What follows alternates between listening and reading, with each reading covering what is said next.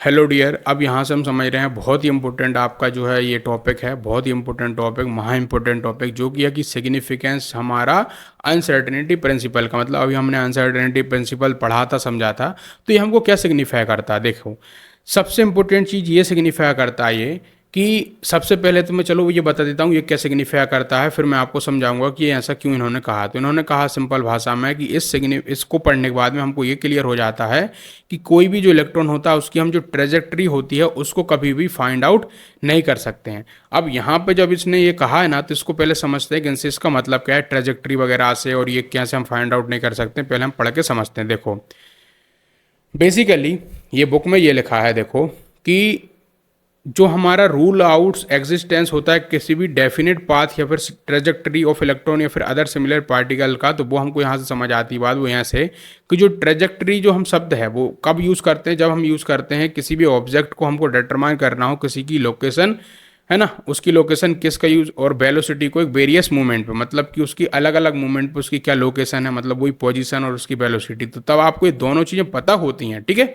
दोनों चीज़ें किसी की पता होती, मतलब उसकी लोकेशन ही है तो इस समय पे उसकी वेलोसिटी v1 है, लोकेशन उसकी इस तरीके से तो वेलोसिटी उसकी v2 है, या जो भी वेलोसिटी है उसकी, ठीक है।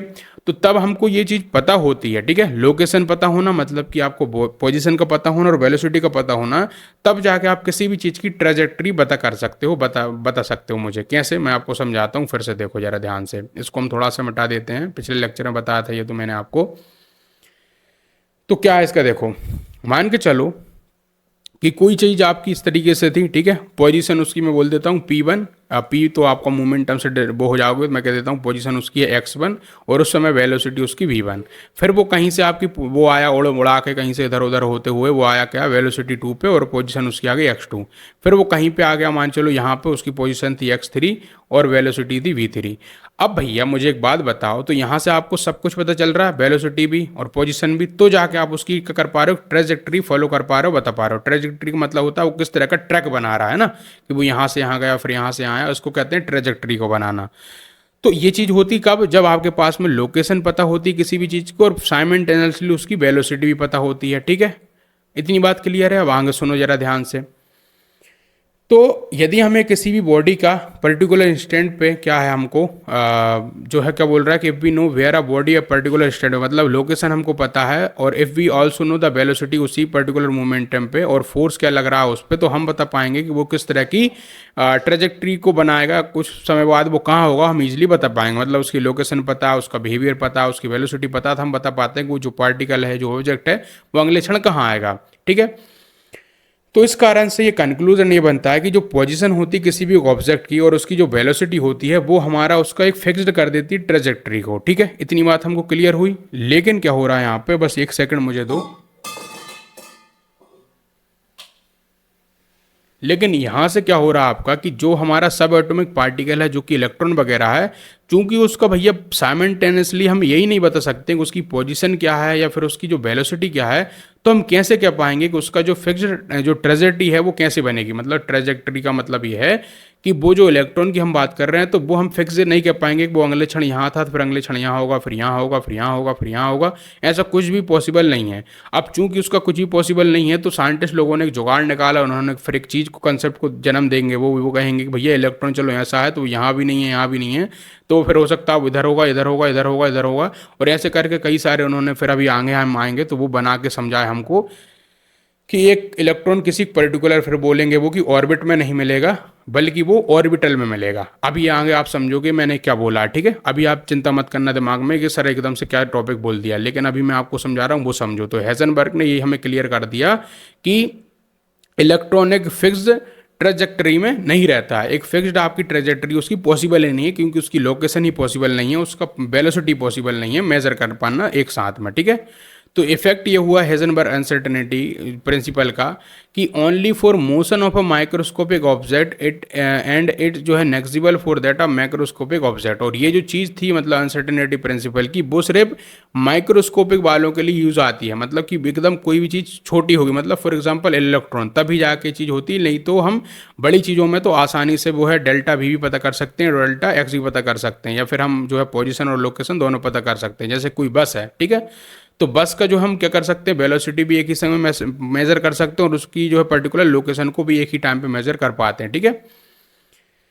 अब देखो, तो इस अनसर्टेनिटी प्रिंसिपल को अप्लाइड करते हैं हम एक ऑब्जेक्ट में जिसका कि मास मान के चलो क्या है हमारा, कुछ मिलीग्राम में है, 10⁻⁻⁶ kg करके, ठीक है, इतना हमारे पास में है। तो अब हमको मास गिवन है, यहाँ से m की वैल्यू गिवन है, तो यहाँ से हम इसका प्रोडक्ट आसानी से निकाल सकते हैं, ठीक है। तो हम ये सारी वैल्यू को रख देंगे, h की वैल्यू को, 4π की वैल्यू को, ठीक है, इस तरीके से सब रखेंगे तो हमारा ये पता चल जाएगा कितना कितना आ रहा है इनका प्रोडक्ट आपका, 10⁻⁻28 मीटर इनवर्स स्क्वायर सेंटीमीटर जो है इनवर्स आपका आ रहा है, ठीक है। तो ये यहाँ पे क्या हमको डिनोट कर रहा है कि देखो इनका प्रोडक्ट कितना कम आया, 10⁻⁻28, बहुत ही कम है, ठीक है। तो ये चीज़ हमारी यहाँ से होती है। अब आगे देखो, इनके बारे में थोड़ा सा पढ़ लेना, कुछ भी नहीं है ना, सब फालतू की चीज़ें यहाँ पे लिखी है इनके बारे में, तो वो आप देख लेना। मैं आपको जो वैल्यू समझा रहा हूँ, जो मतलब समझा रहा हूँ वो समझो। तो यहाँ जो वैल्यू आई है या फिर जो प्रोडक्ट आया है इन दोनों का, वो हमारा बहुत ही ज़्यादा एक्सट्रीमली स्मॉल आया, ठीक है। तो हमारे लिए वो इनसिग्निफिकेंट है। मतलब ये है कि कोई भी आपका ऑब्जेक्ट है, उसका वजन 10⁻⁻6 में भी होगा तो भी आप जो है उसका मतलब मास जो है, तो भी आप उसमें यहाँ पर अनसर्टेनिटी प्रिंसिपल को नहीं लगा पाओगे। मतलब कि बहुत ही कम मास हमको चाहिए। तो हम इसमें डील करेंगे तो यहाँ पे होगा क्या कि बी जो है यहाँ पे लिखा कि वन में से या डीलिंग विद द मिलीग्राम और हैवियर ऑब्जेक्ट जो associate uncertainty hardly one real consequence. मतलब कि रियल में उसका कोई ऐसा कंसिक्वेंस ही नहीं होगा। मतलब कि आप मिलीग्राम वाला कोई वजन लोगे या फिर मान के चलो कोई आप ऐसा वजन ले रहे हो जो कि उससे भी ज़्यादा हैवी है, जिसकी मान के चलो पावर कुछ 10⁻⁻5 है ना, इतना भी ले लिया तो भी अनसर्टेनिटी वाला सही से वर्क नहीं करेगा, क्योंकि उनका प्रोडक्ट जो है वो डेल्टा किसका, एक्स का और डेल्टा वी का, वो बहुत ही कम आएगा। तो इस तरीके से वो वर्क नहीं करेगा, ठीक है। वो वर्क करता है जिसकी पावर मान चलो 10⁻⁻34 है, इतना कम वजन है, ठीक है, किसी का, या फिर 10⁻⁻43 है, इतना कम वजन वाले के संग ये वर्क करता है। तो in the case of a microscopic object, जैसा कि हम बात करें इलेक्ट्रॉन, तो जो कि इलेक्ट्रॉन के हम देखें तो डेल्टा जो वी और डेल्टा एक्स होता है जब हम ऑपरेट करते हैं बहुत ही लार्ज निकल के आता है, और सच अनसर्टेनिटी आपकी रियल कंसिक्वेंस हमको देती है। फॉर एग्जांपल कि इलेक्ट्रॉन का जो हमारा मास होता है वो इतना होता है, वैल्यू पुट करके देख लो तो आता है उसका कितना, आपका देखो तो प्रोडक्ट इसका कितना आ रहा है, 10⁻⁻4 आ रहा है, ठीक है। तो इन दोनों का प्रोडक्ट देखो कितना ही, मतलब इतना ज़्यादा कम नहीं है जितना कि उसका आया था। उसका कितना आया था, उसकी 10⁻⁻ का कितना था, 28 था। तो अब सोच लो अब भाई 28 माइनस की पावर ज़्यादा है फिर 24 है, तो यहाँ सिंपल समझ आ रहा भैया वो ज़्यादा बड़ी पावर थी और माइनस में थी, तो ये उसकी तुलना में हमको सिग्निफिकेंट देता है, ठीक है। अब हमके एक और देखो क्या लिखा है, तो it therefore means that one try to find the exact location किसी भी मान चलो इलेक्ट्रॉन की, तो वो ये कह सकता है जो अनसर्टेनिटी होगी ओनली 10⁻⁻8 मीटर होगी। अब ऐसा मैं क्यों कह रहा हूँ, क्योंकि हमने उसकी जो वैल्यू वगैरह पुट करी तो हमको ईजिली निकल के वो वैल्यू आ जाएगी, ठीक है। तो then the uncertainty delta v की वेलोसिटी में वो आपकी इतनी होगी, ठीक है। तो यहाँ से हम ईजिली निकाल सकते हैं, किसी एक की वैल्यू पता है तो, ठीक है, ये इस तरीके से निकल आएगा, ठीक है।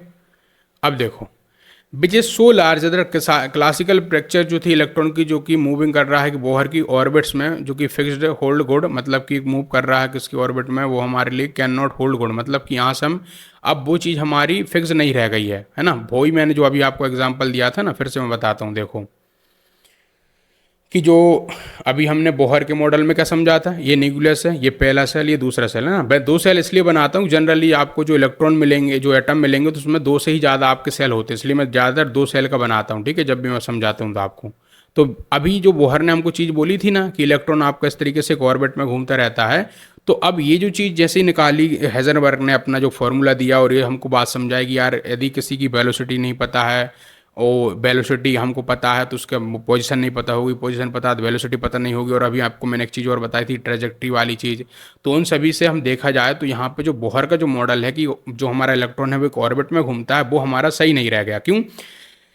क्योंकि हम यहाँ पे अब क्लियरली नहीं कह पा रहे हैं कि इलेक्ट्रॉन वाकई में एक सर्कुलर में और इस तरीके से एक पाथ में घूम रहा है, ठीक है। तो वो पाथ ही क्लियर नहीं है अब, है ना, क्योंकि वेलोसिटी पता है तो वहाँ पे वो पता नहीं चल रही। तो इसलिए मैं कह रहा हूँ कि वो वहाँ पे फिर एक नया कंसेप्ट निकल के आएगा कि किसी भी सेल के अंदर में वो इलेक्ट्रॉन आपका इस तरीके से एक पर्टिकुलर पाथ में ना घूम के, बल्कि वो एक ट्रेजेक्ट्री अलग से ही फॉलो करेगा, है ना, अलग से ही क्रिएट करेगा। उसका नाम हम ऑर्बिटल रखेंगे, जो कि हमको क्वांटम मैकेनिकल मॉडल जो एटम आएगा वो अच्छे से इसको समझाएगा, ठीक है। अभी के लिए इतना क्लियर समझो मैं क्या कह रहा हूँ। अब आगे सुनो, तो तो इसलिए देयरफॉर हमारे लिए एक प्रिसाइज स्टेटमेंट ऑफ पोजीशन और मोमेंटम के इलेक्ट्रॉन की वो रिप्लेस करती है statement of the probability that electron has an given position and momentum.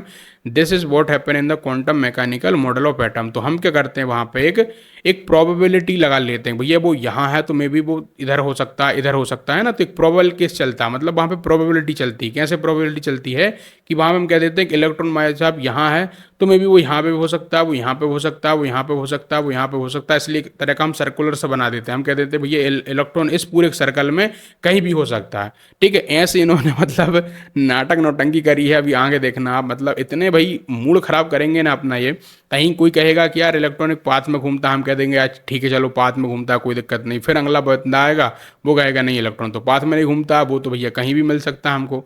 तो ये सब कुछ क्या है, इनके मतलब जो चीज़ें हैं, ये लॉजिक जो देते हैं वो एकदम से खुद ही एक दूसरे को तोड़ते रहते हैं। इसलिए गुस्सा बहुत आती है लोगों को जब भी वो केमिस्ट्री पढ़ते हैं, लेकिन गुस्सा जायज़ भी है लेकिन मज़ा भी आता है, ठीक है, जब हमारी चीज़ें क्लियर होती समझ आती हैं तो अब हमको यहाँ तक क्लियर है। अब एक प्रॉब्लम और कर लेते हैं 2.15, फिर हम आगे बढ़ के जो है यहाँ पे फेलियर समझेंगे बोहर मॉडल का क्या रीज़न रहा था, फिर इसके बाद में फिर हम आगे और टॉपिक पे बढ़ेंगे। तो चलो इसको हम करते हैं ज़रा।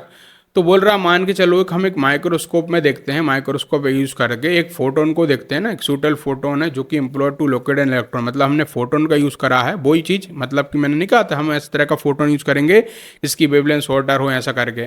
तो हम एक माइक्रोस्कोप में क्या कर रहे हैं, ऐसी लाइट का यूज़ कर रहे हैं कि जिसका कि क्या हो रहा है वहाँ से जो वहाँ पे एक फोटोन निकलेगा, ठीक है, समझे। मतलब ये है कि भैया माइक्रोस्कोप वर्क कैसे करता है, पहले समझ के आओ जरा नेट पे जाके। माइक्रोस्कोप ऐसे वर्क करता है कि वहाँ से क्या होता है जब हम उसको देखते हैं ना इस तरीके से हमारी आंखों में लगा के, ठीक है, ऐसे मैं बंदा बनाता हूँ, ठीक है, ये भाई साहब आपका देख रहे हैं माइक्रोस्कोप में, ठीक है, इस तरीके से माइक्रोस्कोप है। यार इतनी अच्छी पेंटिंग नहीं है, मान चलो माइक्रोस्कोप है।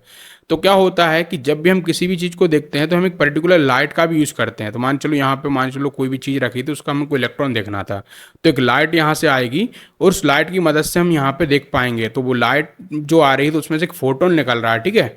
तो वो फोटोन जो निकल रहा है वो आपका बोल रहे हैं, देखो क्या कह रहे हैं वो समझिए। हम जो यूज़ कर रहे हैं एक सुटेबल फोटोन का जो कि एम्प्लॉयड है लोकेट करने के लिए इलेक्ट्रॉनिक एटम में, जो कि विथ इन डिस्टेंस उसकी हमको दे दी ये है ना, समझ गए, उसकी पोजीशन वगैरह हमको बता दी गई है। तो यहाँ पे कितनी बोली इन्होंने 0.1 एंगस्ट्रॉम। तो अब यहाँ से बोल रहा है कि क्या उसकी अनसर्टेनिटी इन्वॉल्व होगी, मतलब कि हमको निकालनी है उसकी मेजरमेंट जो है डेल्टा भी की वैल्यू निकालनी है, सिंपल सी भाषा में ये कह रहा है। तो सबसे पहले तो ये फॉर्मूला वही लगाएंगे, ठीक है, ये वाला। अब हम ये फॉर्मूला जब लगा रहे हैं तो यहाँ पे हमको पी है तो उसको एम बना के हम कर लेंगे, क्लियर है। चलो तो क्या करेंगे यहाँ से सिंपली, अब हमको मास पता ही होता है किसी भी इलेक्ट्रॉन का, वो हमने ये रख दिया भैया, यहाँ से एच की वैल्यू रख दी है, यहाँ से 4 की वैल्यू रख दी, पाई की वैल्यू रख दी, और यहाँ से एक इसकी वैल्यू रख दी हमने, उसके डेल्टा जो एक्स है उसकी वैल्यू रख दी, ठीक है। तो ये सारी वैल्यू रखने के बाद में हम सिंपली क्या करेंगे, डेल्टा भी निकाल लेंगे। तो वो हमने निकाल लिया है, सिंपल है और कुछ नहीं है, समझे। अब आगे समझो, अब हम निकाल रहे हैं किसी का, मान चलो एक गोल्फ की बॉल है जिसका कि मास हमारा बोल रहे हैं 40 जो है ग्राम है, ठीक है, और उसकी जो स्पीड है वो इतनी इतनी है, ठीक है। हमको स्पीड भी दे दी, ये भी दे दी। अब बोल रहा है कि if speed can be measure हो सकती है विद इन एक्यूरेसी ऑफ 2% से, तो कैलकुलेट करो अनसर्टेनिटी उसकी पोजीशन में कितनी है, ठीक है। तो यहाँ पे जो एक्यूरेसी वो दी है 2% की, तो उससे हम क्या निकाल सकते हैं, इसमें एरर क्या आ रहा होगा वो निकाल लेंगे, ठीक है। मतलब कि यहाँ पर डेल्टा जो वी है वो निकाल सकते हैं, ठीक है। तो देखो सबसे पहली बात तो जो स्पीड है उसमें जो अनसर्टेनिटी है वो 2% की है, ठीक है, कि तो वहाँ से हम क्या करेंगे, सिंपली इस चीज़ को निकाल लेंगे आराम से। कोई 45 को इस तरीके से मल्टीप्लाई करेंगे, 2/100 हो जाएगा, यहाँ से जाएगा तो इतनी इतनी वैल्यू आएगी, ये हमको मिल गया डेल्टा वी करके। अब इसको हम वहाँ पे पुट कर देंगे, डेल्टा एक्स निकल जाएगा। तो एक्स देखो कितना हमारा कम निकल रहा है, देख रहे हो कि मतलब एक तरफ हमें यदि पोजीशन पता हो उसका, ये वो वेलोसिटी पता उसकी पोजीशन बताना कितना, देखो यहाँ पे मुश्किल आ रहा है, उसका कम आ रहा है, ठीक है।